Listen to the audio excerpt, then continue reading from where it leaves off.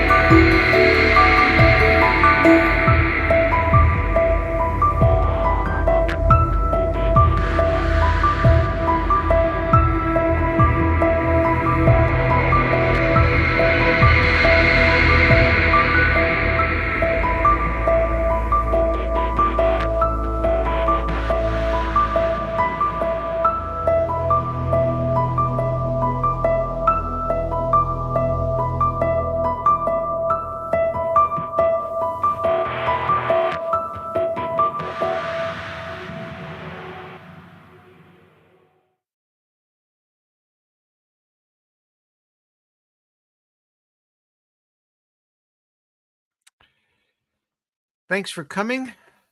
It's Breaking the Silence. And I have one of my favorite people in the world on tonight, James. You've seen his show, and we're going to do another one on him.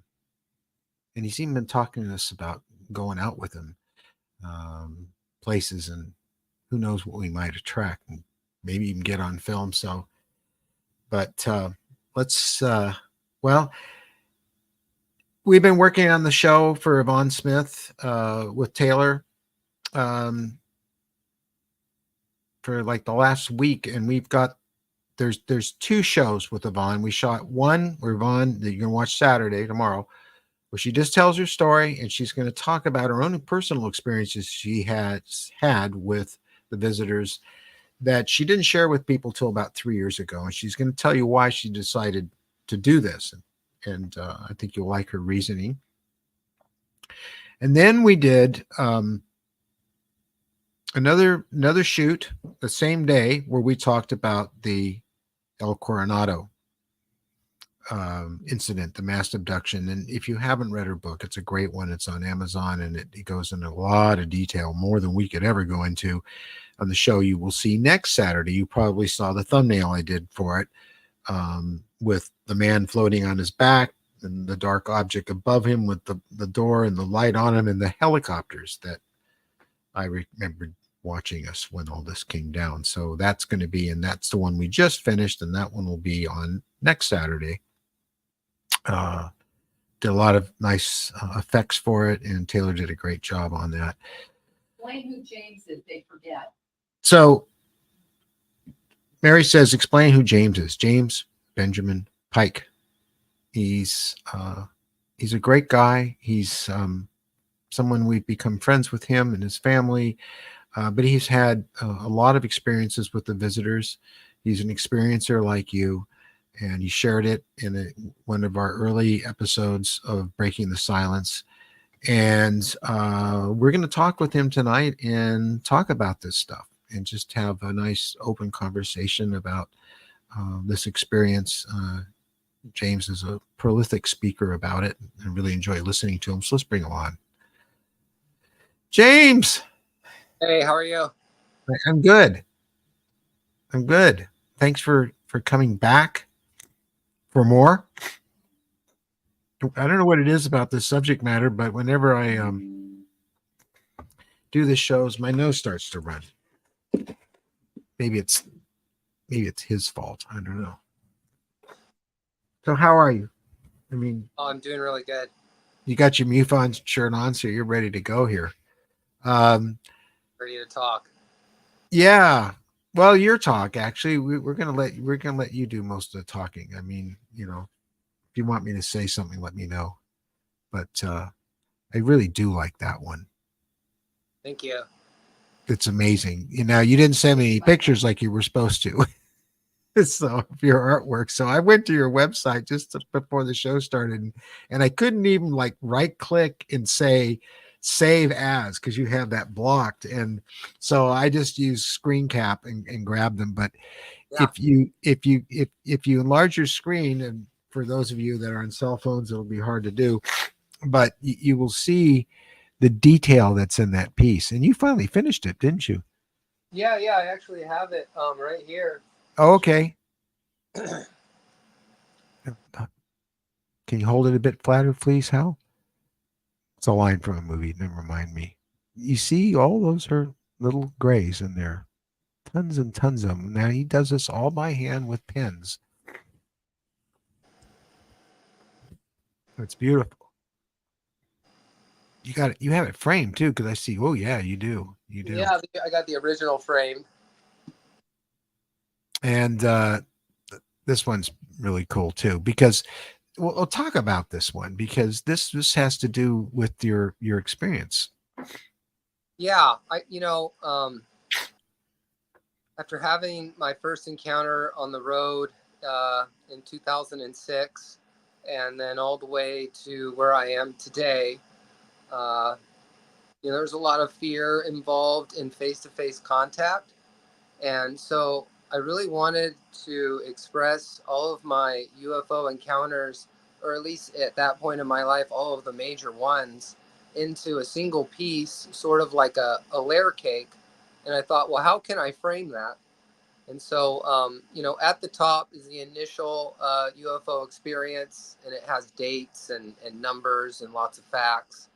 And then below that, you can actually see Mount Hood and the Portland cityscape, where I got pulled through a window in a dream. And then going down below that is when I had missing time in Montecito, and there's an owl. There's a lot of detail involved. The next one below that is when I had a face-to-face contact and had a dream that I was on a mothership, and then woke up with a gray in the car. But below that is the Mesa, where I had encounters, and below that is where I believe I was sort of like, I guess that part in the middle where you see all the faces and stuff. I never actually saw that, but I was just trying to meditate on my contact, and I do feel like there is a hybridization aspect of it. And if that was true, what would it look like? And so I kind of drew this person in the middle, down in the purple below the chin, kind of meshing with two hybrids with me, and then this sort of school of aliens behind it, and then all of these embryos and containers behind that. And so there's definitely a theme of this shield in my art. You can see it above my head as well. Right. Shield. And James, there's some people here saying that they can't hear you. What's interesting about that, I can hear you perfectly, and I wonder is there a way for you to? There isn't. You're on your cell phone, correct? yeah, I'm on my cell phone. So there's really no way for you to turn up the volume, your mic or anything, because you don't have one. So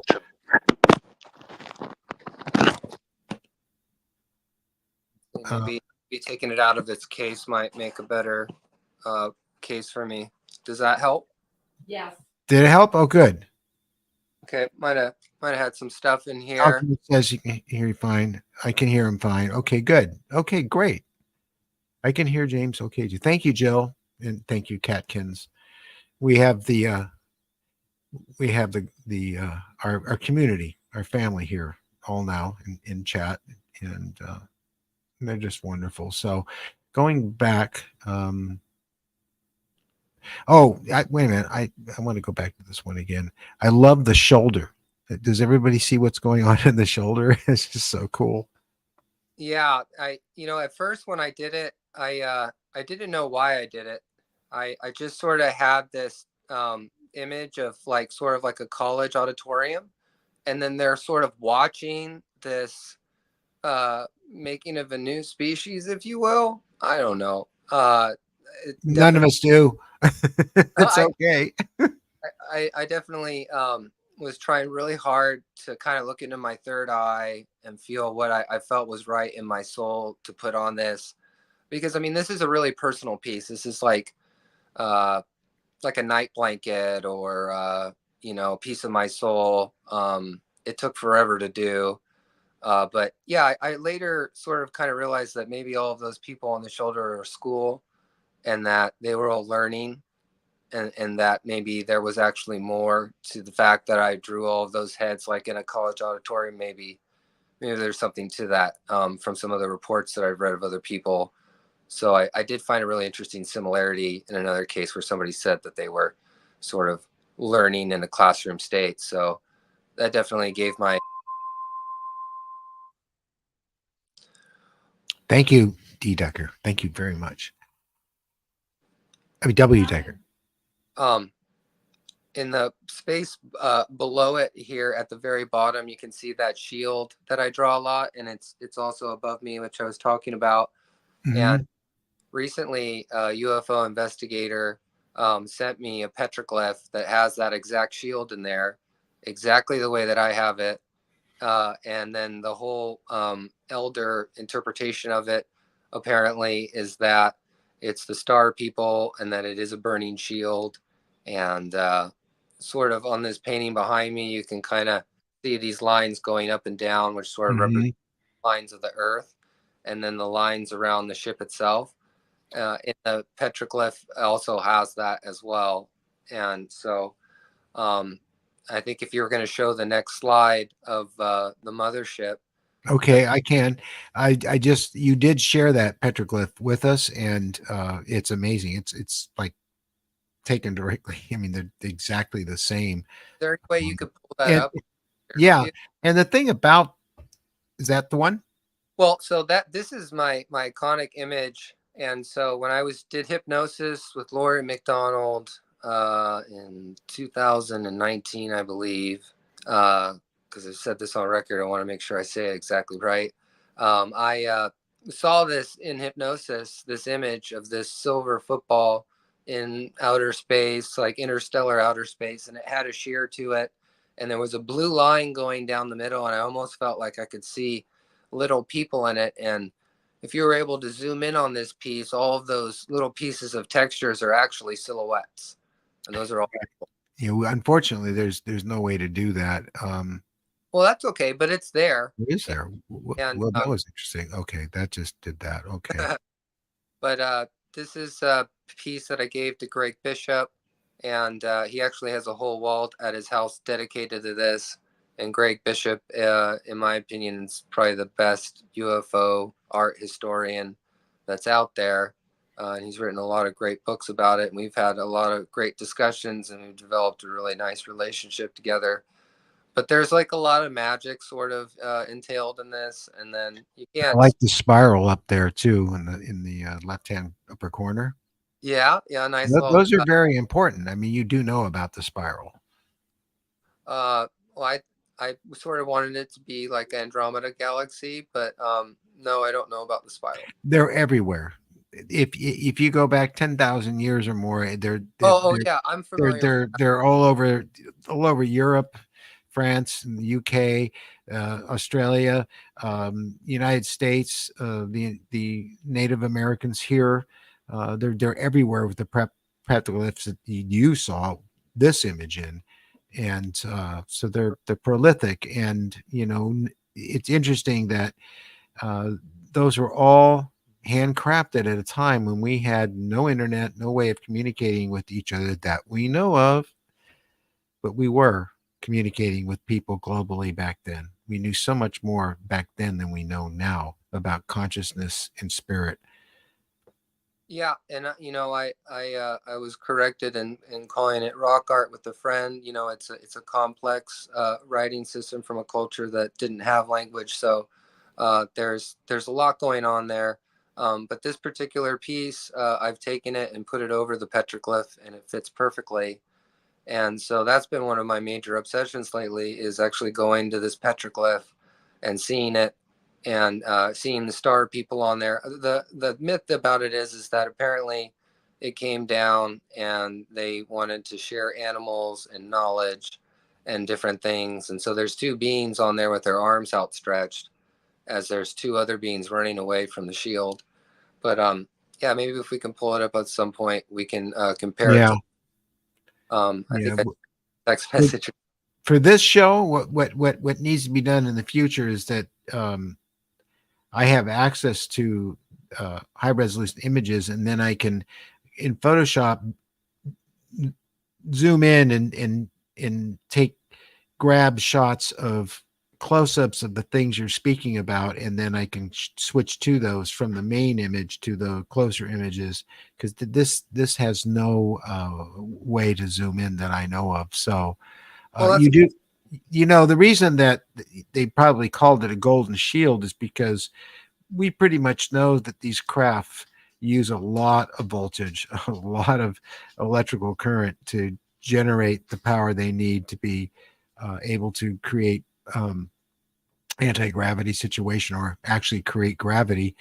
And so when they really power up, they get really bright and real hot and real golden and glowing. And I've seen this myself. So that's, you know, obviously these indigenous people were witnessing these things, and the visitors really didn't have a lot to fear from them because they were peaceful, connected with nature and the universe and cosmos people, unlike our culture today.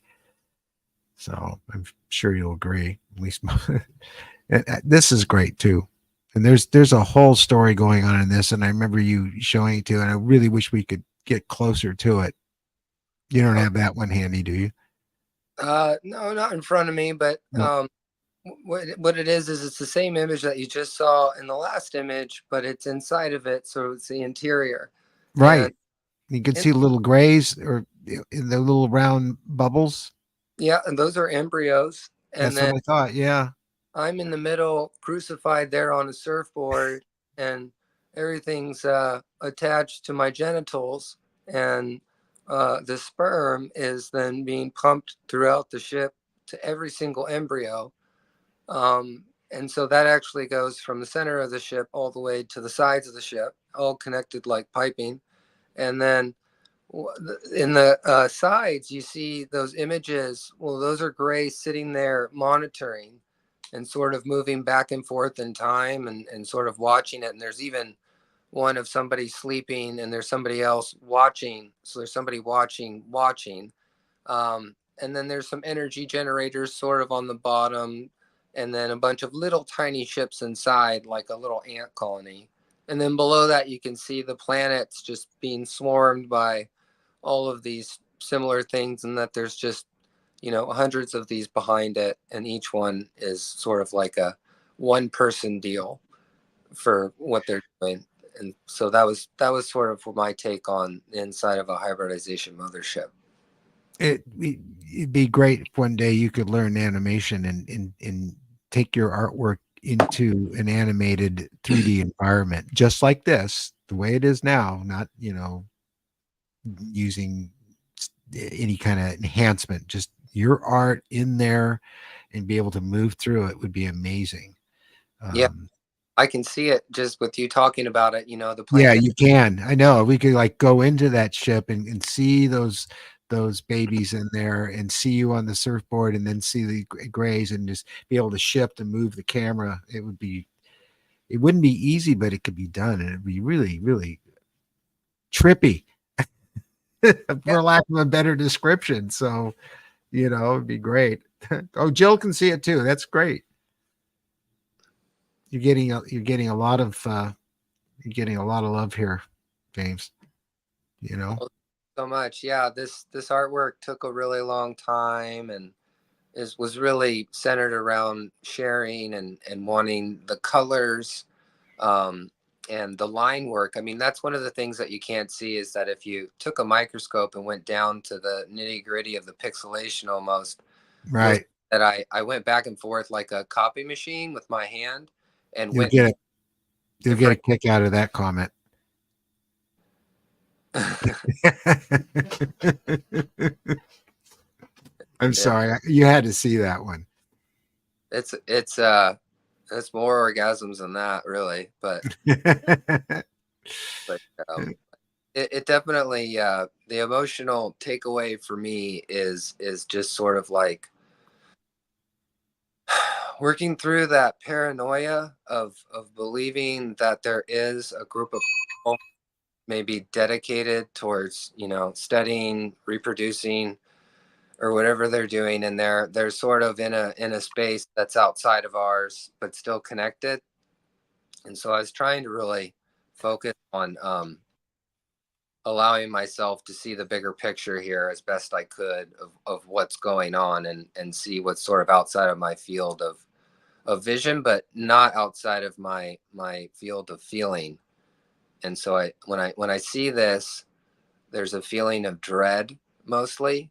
I think that's why it's on red surfboards. And then there's also this feeling of like overwhelmed by just technology. So and then there's the surveillance part as well. So just kind of like working through the paranoia and then sort of putting a picture to it and saying, okay, this is what I think is happening to me for real, and kind of working through it. Well, what I love about your whole approach to this, and I've known so many people who have these experiences, and everybody's different, but you just you're literally open, so you can let it all come into your being, and and that's how you're extending it into your art and expressing it because it's so complicated, but at the same time, you can see it. You're like almost like you're looking down at it. So you lay it out the way you do in your art. And it makes sense to me. It really does. I mean, you can look at that art and I get this feeling from it that it's right. It's just you're getting it. I can't put it into words. The art does it for me. So and that's what's so important about it. I mean, we can all sit there like myself and draw grays and things, a whole bunch, but the intricacy of your experience being integrated into the art is just really amazing. You know? I really appreciate that. For me, my first experience actually, I was with a really dedicated, probably the best three-dimensional artist, freehand drawer I've ever met, both left-handed and right. And it was very intimidating in a way to have her not draw the UFO and not have her around anymore. Mm-hmm. Sort of that sinking feeling of like, man, she could draw it in 4 seconds so perfectly, and it was like it was real. And so I sort of took up the torch and decided that I wasn't going to let that stop me from drawing, a line that's not straight, because I can't really draw out a straight line, and sort of let go of all of those expectations of wanting to be like her. And then my father's also an extremely accomplished ceramic artist, and so there's definitely sort of a hierarchy there where they definitely have like an ego, even if they don't. You're just sort of like, whoa, it's like a swordsman or something. They have this amazing skill, and then sometimes it makes you think that you'll never be good enough to do that kind of stuff. But I took an existential class after my first UFO sighting, and decided that the only way I was actually going to be able to tell my teacher what I thought was to draw out my bigger picture. And so I actually drew out the multiverses in these Klein bottles, which are theoretical bottles where the inside of the bottle is the outside of the bottle and the outside of the bottle is the inside of the bottle, and drew little tiny black dots, which represented universes themselves. And so each one is really a think piece that starts Yeah. with a philosophical question and then sort of ends in madness, where I go, oh gosh, I put so many hours into it. It's almost embarrassing to show someone because they're always going to ask me how long it took. And some of them, take a couple years. And so I don't think people realize that when they first see it. And so um, I'm just so happy to share it, after spending so much time intimately with my face and hurting my neck looking down at it, and, spending hours and hours at night on full moons, especially, to kind of give it this magic. And then the colors are really the biggest deal for me. Yeah, I love the colors. I really want the colors to come through and affect people. And then the first one that you showed was all of those aliens was really coming from a place of like wanting to connect into people's minds and just give them a overload of information, and then just let people wander through it. And so, like, my wife recently just framed this and I have it up, and I don't think I've spent a lot of time even looking at it, and I've been looking at it and I just keep finding it. So um definitely, it's sort of like my death artwork. It's like, this is the stuff that I'd like to leave behind to sort of represent. And I feel like the petroglyph, right, is sort of like on a similar note. It's like a bloody gravestone. This is my best attempt at trying to detach away from not the animal kingdom, but just to bridge the consciousness of talking about these things that I can't get words for. Yeah. I spent some money too. I spent like $500 on markers, and a lot of different types of paper before getting, the right type of marker paper that pops, and all the trials and tribulations I've learned along the way. So, and anybody else that has a UFO encounter, I implore them to, sit down and draw out, when you first saw it, or what were you doing right afterwards, or what, not only the ship, but like, some of your feelings. So I was just at Contact in the Desert, actually, and I'll answer that question in a second. And I got to meet Travis Walton's son, and got to have him actually draw out his UFO that he had an encounter in 2014. And he's such a nice guy with like the most amazing tie-dye blue eyes I think I've ever seen on any human being in my Tie-dye. life. Wow. I mean, they're just amazing blankets of splashes of colors on the guy's eyes. He had me transfixed, and he's just such a mellow, humble dude. And then he drew it on the back of my Travis Walton signed poster and said, "That's the first time I've ever drawn it." And I'm thinking, man, your dad's Travis Walton, and that's the first time that you've ever drawn it. So I think, you know, even people who are in this community don't sit down and take the time to really do the scientific art, right? You know, like making sure that this is historically documented. Mm-hmm. When did I become aware that I was being abducted? Um, I think the moment that I really became aware of that, and it was like startling to the point of somebody actually calling the police, was in Montecito around 2012, and that's on my alien head actually. And I saw a giant white owl, and I had a feeling that maybe that was the visitors, and yelled at it and drove away. And then later that night, I went to use the restroom, naked, and maybe about 35 steps away from my bed or less, outside in a completely uh, open area. And I ended up being gone for what I thought was 3 minutes, looking up at some stars that twinkled. And I can still, for some reason, see those stars in my head. They were extra twinkly, and I'll describe them as friendly, which makes no sense. But that's my feeling. And then I came back and all the lights were on in the house, and the next door neighbor's over, and I've been gone for 45 minutes, and they literally are about to call the cops. My wife, or my former girlfriend at the time, said she saw a white Labrador with black eyes at the end of the bed right before we went to sleep. I woke up in the morning and all the doorknobs were hanging, and they weren't just like hanging They a little. were there. The screws are backed out and the knobs are hanging down. Well, like I got down and like looked inside, and I could see that they were all on the last thread. So I had 4 or 5 doors that all were at the last thread, which Right. I thought was really weird because I thought some would be halfway, some would be 3/4 of a way, but they were all literally at the last thread.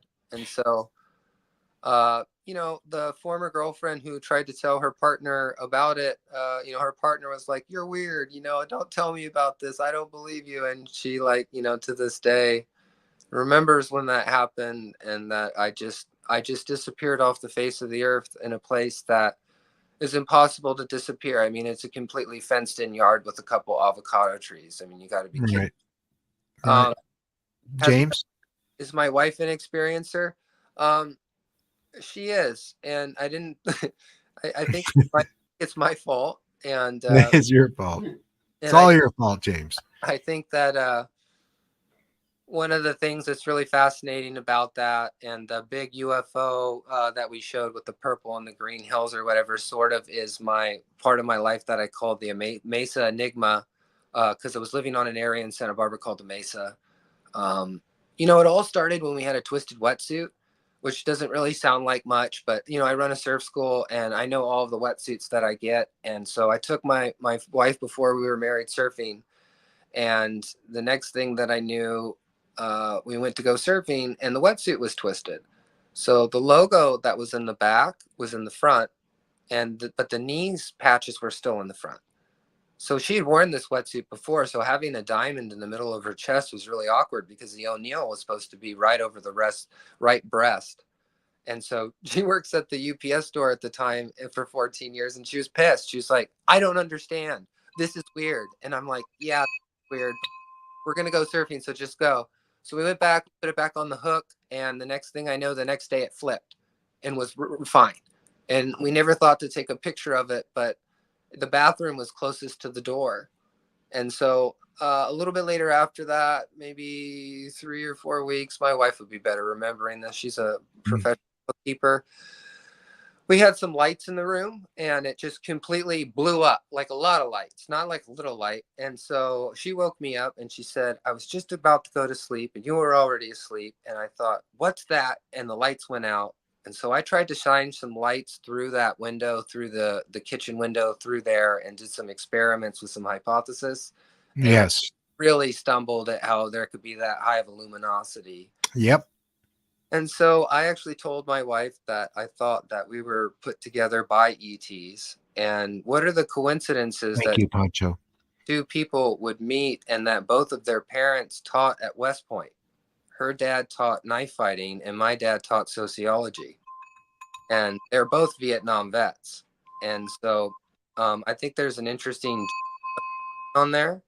And so she's also had a dream apparently where she was on a helicopter to check out a UFO wreck with a team of people, and they were like very professional. And they got down out of the helicopter, they jumped out, they checked out the scene. There was really not much going on. And then when they got back into the helicopter, they went back to their facility and they were looking at the footage of the front camera of the helicopter, and there was an image of a shadow of a person in a suit that was translucent, sort of like a skirt in a turtleneck with long sleeves out, translucent, with spaghetti hair and short. And she actually drew it out for me, which really matched the hybrid UFO daughter that my alien had, the big one.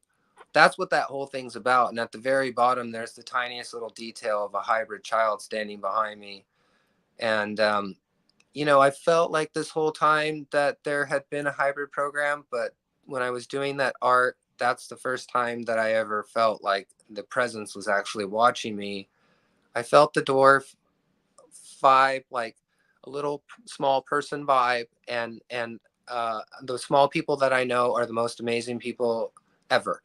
And that's why they became small people, because they're just too big personality wise to be otherwise, and they're the most amazing human beings in the world.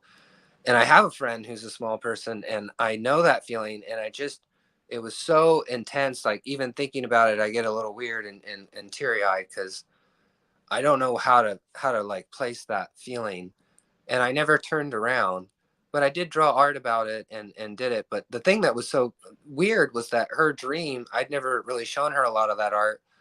She had drawn the same thing with the spaghetti hair, and that the spaghetti hair seemed to be a similarity. So for me, that was really fascinating. And recently, actually, me and my wife just had 3 UFO encounters over our house. And so, she didn't actually see any of those things, but I brought her outside each time.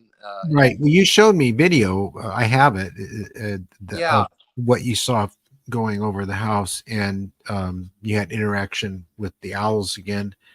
Um, There do was I have that drawing with the spaghetti hair? Yes. That's not it. No, No, that's not it, but that's a good one. that's it. That's mine. Yeah. So that's mine, not my wife's, but that's mine. And Right. that's exactly what I felt was behind me, with the blue eyes, and then the body was so skinny. I mean, it was like a bird or something. And then the neck and the arms were like bird necks. I mean, real skinny. And I just had this feminine vibe, and Right. it was just sometimes I feel like a lot of the telepathic communication I have with the beings, I don't know necessarily who it's coming from. I just sort of like try to play this devil's advocate in my mind and go, is this an imaginary voice, or is this something that's like you're being receptive to and you're receiving so well? It seems like an imaginary voice. How can we go and test it, disprove it, and move on with the day? Right. And so those Yeah, I know. out of precognition. And so I've been having precognition since a child.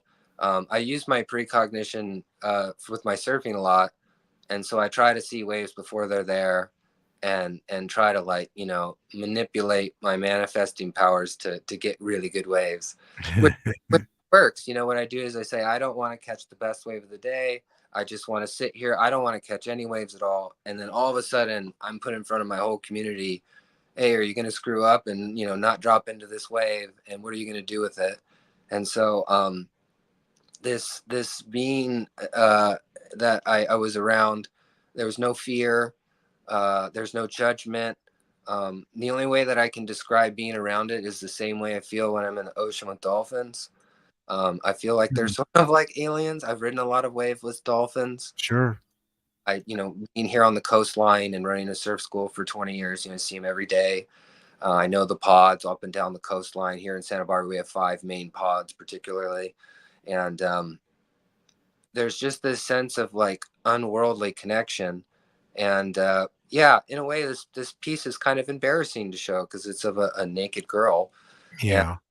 you Well, know, the skinny necks, I mean, I know about those well. That's a piece I was working on. A yeah, sculpture. It's a little over muscly and stuff in kind of Hollywood eyes, but that's just a clay sculpture that I did. And then if you look here, you can really see how thin the neck is, and that's how I saw them. yeah, You it's know, a very see that? Look at that. That's painfully thin. yeah, and the body, I'm seeing the bodies like almost even as thin, if not thinner than that. Yeah, So yeah, but that's pretty thin. but when it came to the hybrid, I think the neck was just a bit thicker and for some reason kind of elongated, like a giraffe or something. And so Right. I did my best thing to figure it out. Um, Um, did somebody ask about past lives back there? And I missed it. I wasn't able to absorb. I can't recall. I had it up, I thought. It was Yes, the something. praying mantises. Yes, yes, yes. Um, I have. We meant to talk about that last time. We didn't get a chance. So Well, the whole experience for me came in a dream, and it was a science fiction dream in the sense that I told my father I was going to tell him a science fiction movie, but it was weird because it was like it was so real, and I felt like I was also like doing it for somebody, like somebody was watching me. And then it was also once I got into the dream, I realized that it wasn't a dream anymore, that I didn't have control of it, that it was a message or some kind of like internet download from the universe. That's I don't know. Mhm. Um, I ended up seeing my hero in the story with his lady on the ship with these mantises, and they sort of seemed to have this feeling like they were the bosses. Mhm. But the way that they were, though, it felt more like an episode of Seinfeld or something. Like they didn't feel like One of my favorite shows. they felt like a group of just really mellow people just kind of hanging out, observing, wondering what the heck was going on, and already kind of had some preconceived answers, and we're just wondering how we would react. And I thought what was really fascinating too was the world or eyeball in the middle that showed past, present, and future. And it's not that it actually showed it's that it was creating an illusion as it was distorting. It was like a distortion field that we were looking in, and that all those three things were all connected. And so I know that in a lot of other UFO people, and I'm sure they're probably even on here if they're out there. Hello, that They are. experience of being told that the end of the world's going to happen or that we need to change our ways. That's definitely like one of the most prevalent themes in UFO art. I think especially when you look at aerial school phenomenon and what the children were told specifically. Be aware of technology. Yeah. Uh, you're not taking care of your planet. And then I just recently saw Richard or Dr. Nolan. He was talking Yes. about how there's a lot of UFO similarities, and I'm pretty much quoting Yeah. with what he was saying about it. And so in this dream, it was definitely like seeing an apocalypse and understanding that something big had happened and that the Earth was never going to be the same. And so and then there's also this vision of like humanity in the future as this uncontrollable AI that's a reflection of its owner, which is only just the shadow that it casts at this point, and it doesn't have any understanding of ethics. It only sees solutions. And so yeah, it was kind of spooky. I know that I told that dream to a lot of people, and I sort of felt like a doomsdayer. And so I had to figure out how to flip the script and put it into a positive context because the dream is so powerful. It was so real. I mean, it changed my life, and not I don't know how many people have dreams that change their lives, but this was Oh something yeah. um you know felt like it was more than a dream, like it was I needed to make this movie and make that happen. So that also led me into learning about screenwriting and trying to be a writer, and just a whole other can of worms, thinking that maybe I was a producer for UFOs now, like I'm some kind of, intergalactic ambassador. And so that's a big trip in itself too, is trying to kind of like cut out the paranoia and understand, what's real, what's not real. Um, but the mantises were huge. They had big eyes.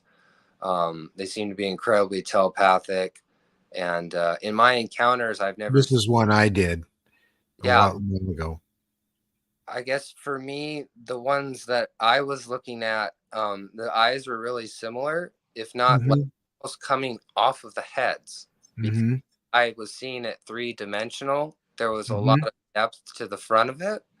And so kind of kind of intimidating, but also Yeah, really, I mean, real actual praying mantises are intimidating. yeah, I haven't had any face-to-face contact or anything like that with a mantis, but I do know that I was having a conversation with a friend the other day, and we were sort of saying, like all this UFO art I make and the whole phenomenon itself, really seems like it's leading towards face-to-face contact between us and interdimensional beings, whatever, the Star Brothers, whatever you want to call them, to kind of wrap your head around this other Yeah. audience. Um, and one of the things that's fascinating too is that I had a dream that I saw a saucer fall in White Sands, New Mexico, in the dunes. And then they clearly said to me in my mind, if you want to meet us, come over these dunes. And it was them when they said it to me, I think they just said it too loud in my head, because it was like God was over there. And I was like, I don't know if I'm ready to meet God. That seems like a big invitation. And so I ran the other way, and I've been really regretful of that, because I feel like I missed out on something. That because I mostly lucid dream. None of my dreams, even since a child, have been anything other than lucid dreams. So when I'm in a dream and know I'm dreaming, I've done a lot of research to work on my lucid dreaming. Like one of the techniques is to, look at the palm of your hand and to study it for 10 minutes. And then when you wake up in the dream, you look at your hand and you go, oh yeah, I'm in the dream. So, Yeah. Yeah. yeah, it I know what you're definitely, talking about. is one of those things where you can do stuff in there and you can work on it in your subconscious. And so I'm thinking that maybe it's important for me to go out to White Sands and actually check it out and see if I can make face-to-face contact with some kind of camera that, isn't electrical, that I could wind up and just take a shot, and then just be like, look, I'm only going to take one picture of you guys just so that I can show people, look, I showed up for you. You show up for me. You guys are serious. You know what Yeah. I mean? You guys are flying over my house and stuff. We can talk about that encounter.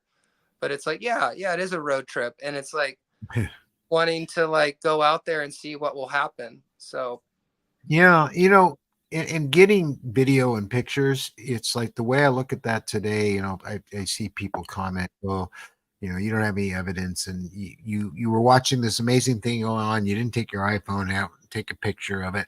And I've said how many times you don't get much on an iPhone. I don't care what model you have, they just don't have the capability few cameras do, especially in the dark, and it's a glowing object. You're not going to get much more than that. However, if we were in broad daylight to get a picture of a ship just sitting on the ground, it's crystal clear, and you can see the beings in front of it and everything, I wouldn't be running out right away to share that with the entire world. I would share it with all of you here and among ourselves mainly. I really wouldn't, because if you go public with it, outside of the community, they're all going to throw rocks at you and say, "Oh, my kid could do that in Photoshop," or you were an effects artist all your life, Steve. Come on, you really expect us to believe that, and so on and so forth. So you really have nothing. I mean, but you actually do have something, because if I share it with you or I share it with anyone here in chat, they're going to understand that's real, and I didn't fake it. And not only that, 90% of the people look at it will say that's exactly what I saw too. So for those reasons, it's really good to go out and do something like you're suggesting. And that's why I want to get together with some people here this summer and with you and just go up into the hills here, and meditate and see what we attract. And maybe we'll have some open contact for ourselves. I think that would be really a good thing, very healing and very powerful. What do you think, James? Absolutely. Recently I just had these close encounters over my house, and one of the things was I Yeah. somebody with that was an experiencer right before it happened, and so I feel like I got hitchhiked. And so my hypothesis is that let's get some experiencers to communicate just Hey, regular. Rod. What's that? I was just saying hello to somebody. They Oh just yeah. popped. Oh, just get some regular people together, experiencers, and have them Right. just chit chat before, and then go out and then see how that is affected. So we put a seed of consciousness out by contacting other experiencers who are high experiencers, people Mm-hmm. that see these things on a regular basis. For me, it's my friend on the East Coast, and I know he sees these things. I've mentioned his name before, Chris Bledsoe, and for me, he's the real deal. And the way that he explains things and the way that he says things is so insane that it makes you start to realize that, what, this guy really has a wonderful deep understanding, and it's such a honor that he shares it with us. And so, to your point, like, we can't get these on camera. Chris was sort of saying to me that because they're interdimensional beings and they can go back and forth in time, and we can only go one way, they can sort of see where you're looking, and so they know when you have your phone in certain places, and so they're Sure. not Oh, yeah. this, and they're more highly aware of what's going on than we realize, and they can spread their consciousness out into animals, into insects, into deer, and in these different things, and also use that as an observation. Wouldn't that be an amazing military tool if you could have a group of people sitting in some kind of machine, amplify their thoughts, and be able to see inside the cortexes of these animals? Well, the enemy would have no clue what you're doing. And so, with the encounters over my house, I had one where I was talking on the cell phone. And then 5 minutes later, I got a group of birds flying in a chevron formation. And that's what I saw was basically a big boomerang, like 300 yards long, with 9 big lights on it that took up the bottom half of it. Right. Like the whole thing was like lights, like there was no wing. And so I got on the phone. I'm going to make a MUFON report. Their website was really low, but I'm going to do it. And then a couple of days later, I saw some owls, and then a 5 light V chevron. And if anybody's seen that, please contact me. Came and flew like a comet in with these owls. And there was total telepathic communication for me to walk back there. And then the second night, I'm outside telling my dog to stop barking. And one of those chevron Vs flew right over my head. It looked like an owl when it flew over, and it went right over, and I saw the lights and everything, and it was like 40 feet above my head. I couldn't actually focus my eyes because it made me feel like I was drunk. I was weird. And then it went into a tree, and it must have been almost like 100 yards wide, and it flew right over my house. I talked to Chris Bledsoe a couple of days later. He said he saw the same thing 2 weeks before, and that they were just saying hi. And I'm talking to some other friends saying that they love to come in threes, and that there's some kind of Yeah. like pattern behind that, and that maybe even in each encounter that came as well as a pre, during, and after, because they're so scientific. They love to gather data, and they want to know how we're reacting to these things, so they can program how to then be in places in the future, just like they are with our military, and they're doing that with like certain individuals as well, apparently. Because I'm The not the only threes. having these experiences. You know what I mean? Right. The threes. I mean, in I remember when I was first reading Whitley's Communion the first time, he talked about the 3 knocks. And there's a lot of the number 3 in all of this, and they will knock on the wall. 1, 2. I've heard it myself in the middle of the night, and there's nobody in the house. Well, at least no humans that you know of. you know. Don't you, where you live is kind of in the countryside, isn't it? I'm just Where you spread, outside in Goleta on kind of this really cool abandoned property where right? you wouldn't believe that it even exists. Everyone that comes here goes, "How did you find this?" And I go, "Well, I don't want to tell them that aliens helped me find it, but when you look at the housing market, you almost have to believe in miracles." Well, I mean, really, couldn't we use that as your, as a retreat? I mean, yeah. I I would, find, thank you, I would Ann. I find that when people are with me that have no affiliation with this, on a camping trip, walking out of a restaurant at night by the beach, no matter what, if people are with me, they're going to see something. Do you find that? Well, I find that when I'm with somebody and I really want them to see something, and then they don't see something, there's like this interesting, like, oh, what a bummer. But then there's also like this, oh, it's really fun to hang out. And it's interesting. It seems to be a bit more of a networking with consciousness. I sort of have to like work on it, talk, and spend almost quite a bit of time. And then I have to just naturally put myself in places and just see what happens. Like for me, right before dark, I like to go surfing, and I tend to. I've had 3 encounters now right before surfing, or right at dark. I like to stay out when it's dark. I'm one of those weird people that like.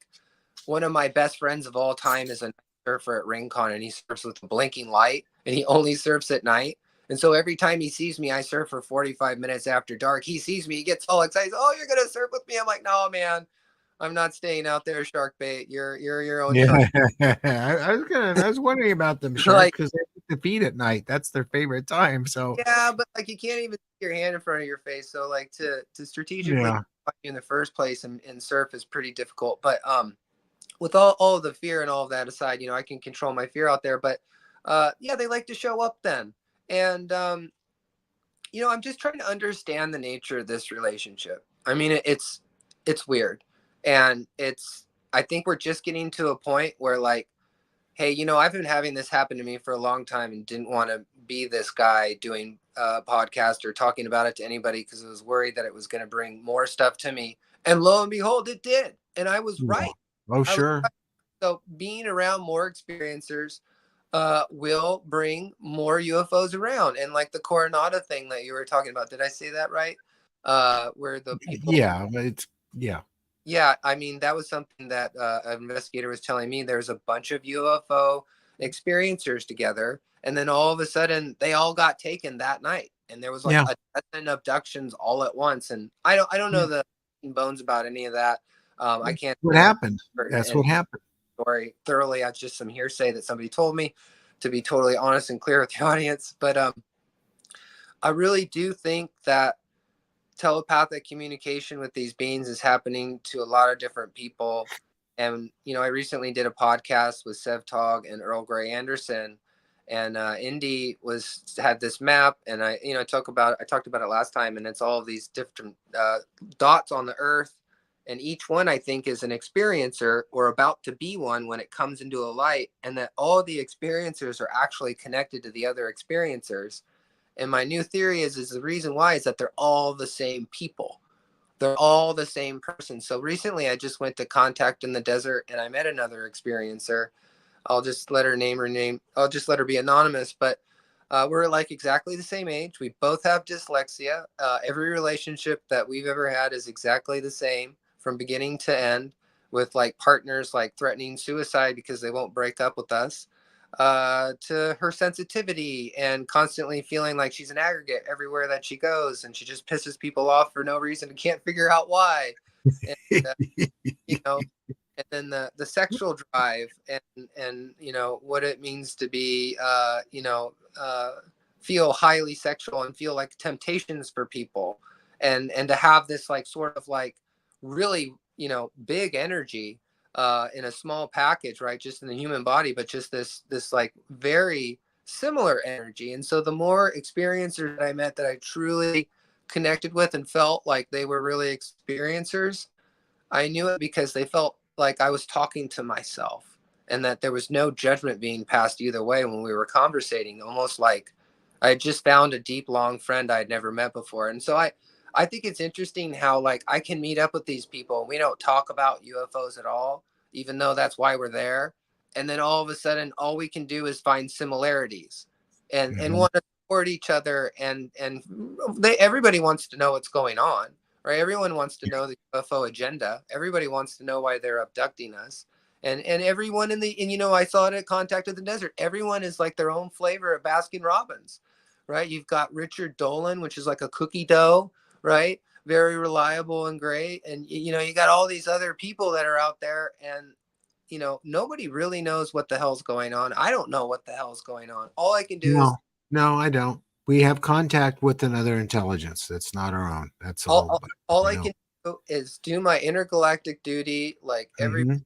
anybody that's on here realizes this is like an intergalactic duty to, while you're here in your body, in your soul, right? These three phases of reality, right? Your body, your spiritual awareness, and your intellect. While you're here, you speak truth, and you don't allow anybody to stop you. And if you're wrong, you correct yourself, right? But if other people like me come forward and they start telling their stories in the validity and make as much art as I do, and I'm working on my memoir UFO Surfer, and I've been obsessing for it for a long time, and this is just so important to me that I can't think of anything more important in my life, and it's kind of taken over a little bit. And that's sort of what happened when I first saw it. I was just obsessed, and then I kind of let it damper down, thought it was kind of weird, maybe thought it was bad, but now I think Chris Blesso's right. It's just a natural thing that happens. This is just natural, and this is where we are in human society, and this is why they're coming here. About the screws, I wanted to ask you about this before, and other people were bringing it up too about the doorknobs. I've had doorknobs back out and hang. I've had when we first moved back into our house after the flood, there were knobs backing out and hanging. And I screw them back, and they do it again. The screws are coming out of the chairs we were sitting in. This has been happening to me for a long time. Nails back out of stuff, and I heard that this is something that happens to people who have these experiences, and it's not always, but it seems to coincide uh, with events, with you being taken. Um, so there you go, Hot Rod. You wanted to know about that, and yeah, and I think. Um, from Simi Valley. Brian, you also wondered, you said it sounded like I reacted to your doorknobs. Yeah, I know it well. It's happened. So Yeah, I just made the assumption that it must have been wind, but then I remember going out to urinate in the middle of the night, and it was right. dead and clear skies, and there was no wind. So um, I Well, was fine, how would wind make a screw back out? I mean, that's a. totally. I just felt like it was something I I'd mean, never. they're unscrewed, so it's. And all on the last screw and four doorknobs. Somebody, I told that story to somebody, and they said, that was them trying to leave like some a little like calling card. Like, hey, we were here, but the Yeah. other part is that there's no like recollection of like seeing a ship. There's no recollection of what happened in the missing time. And then I had no recollection of anything. And then my former girlfriend's the one that saw the Labrador with the black eyes. And we had two black healers, puppies. That doesn't make any sense. And I don't think that she's the kind of person that would just make that up because it would be fun for her to mess with me. I think that she's genuinely spooked out I'll go about and screw the doorknobs. That'll really get them. it. And, I try to contact her and get her to write down the story. She just, I think it spooks her out. And I'm almost kind of glad because in a way I'm still spooked out and I have no way of explaining Well, any. yeah, sure, but But I know that it without, and I know that that's what started it. I absolutely know it. And so, now I just had 40 owls in my eucalyptus trees here the other day. 40. that's a lot of owls. I've seen 3 or 4 at one time, but not 40. That's like crazy, batshit crazy. And they're swarming a group of seagulls back there, or like a group of crows. There's two there's like 4 giant eucalyptus trees. 2 of them are next to a creek really close together on this abandoned property. Every bird in Goleta knows about this spot. But you know, I'm really excited that we're at a point in humanity where we can talk about this, and yeah, I just want to put it out there, like if anybody's had, you know, a UFO contact, to go out, draw it, and talk to other people, and go out and find a UFO report that's similar to yours, so you can start to understand this stuff, because there are similarities that give you a lot of clarity where you're like, wow, this person had the exact same thing happen to them. And I mean, even if you don't believe in UFOs, and you're just interested in the subject, or you're a researcher, you know, going and finding all these different cases and seeing the similarities, it just kind of piles up on you after a while, that they're all just sort of basically the same thing. You know, it's not like you're getting a lot of stories of variation. They're all pretty much similar. Whatever this consciousness is, this intelligence, it wants us to live our existence in a world where they exist. They want us to be comfortable with the fact that we're not alone. I think that's been at the very core of the whole experience since the beginning. I mean, I think that's like the big bomb right now mentally, right? Is to say, okay, we're not alone, but you know, what about our descendants 1,000 years from now, when they, you know, find an alien planet and physically go there and check it out, because we have the technology to do it. I mean, that's right around the doorstep geologically. You know, like Yeah. what's a million years to the Earth is nothing. And so, No. in 1,000 years, I mean, even in 10 years, I'm being told that 50% of the workforce is going to be obsolete, just because of how fast the microchips are getting smaller and smaller, and the ability to eventually make a computer that's atom sized. And so, you know, all of that's real. Yeah, And I so, know. I know. And there's been plenty of time for other people to have technology so amazing that they made Dyson spheres around their stars, and now our James Webb telescope is discovering them. well, you know, I mean, for me, what if we had, you know, MUFON or a different like big organization take over the James Webb telescope and just start looking at all the near Earths, you know, and Yeah. not stuff that's just here in the Milky Way, instead of stuff that's far away, get a really close up view, and just start going on a chart, and with a little you know, tack, and just tacking away. I mean, they're already doing that. They're already really smart, really educated, really talented people doing that, and now they're using AI. And yeah, we're going to get to a point where we're going to detect finally, you know, the golden nugget, which is another Earth, you know, which is, it hasn't happened yet. We found some super Earths, and stuff that's like really, really, really, really, really, really close, but not 100%. But we do know there's oxygen and atmospheres out there through the, you know, Oh, chemicals. yeah, sure. But So we did detect Dyson spheres. And in order for Dyson spheres to be there, there would have to be an intelligent life that built a sphere around their star, their sun, which is incredible technology. yeah, I don't necessarily know about Dyson spheres. I'm not a theoretical physicist, but what I do know is that we could even detect life here on this Earth. You know, looking into our deep oceans, and starting to make, we know more about the moon than we do the oceans. We have only mapped maybe less than 5% of the Earth's oceans. Yeah.